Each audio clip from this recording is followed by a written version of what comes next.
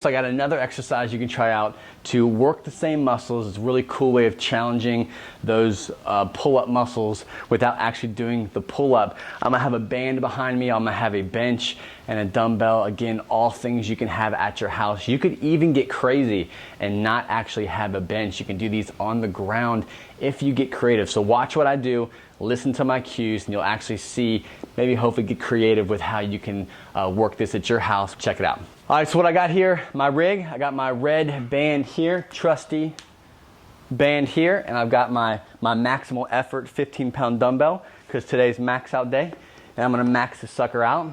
What I'm gonna do is, again, if you check out the video that I have on alternatives to the bent over row, it'll help you with some different positions when it comes to these types of rowing positions. You can come here, or you can come back this way and do it a little bit differently. So check that video out. I'll actually link it here in the card or something like that. You'll see it, click it and watch it later. Essentially with this one, what the band is doing is giving some force pulling you away, right? So when you're doing a pull-up, you're trying to pull down. You're trying to work that mid-back, upper back, and your lats.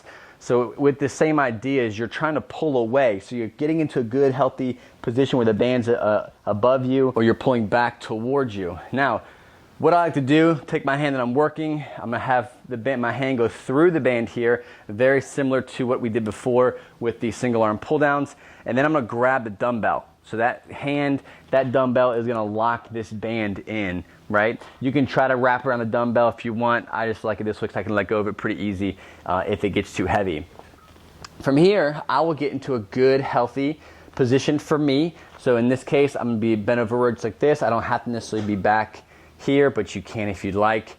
Here, neutral position, ribs down, nice little contraction in the trunk, glutes are engaged actually, toes are engaged to the ground. I'll lift off, and think of it as if you have a scoop back here, right? You have a shovel that's backwards, and what you're gonna do is I'm gonna scoop and put it in my pocket, right?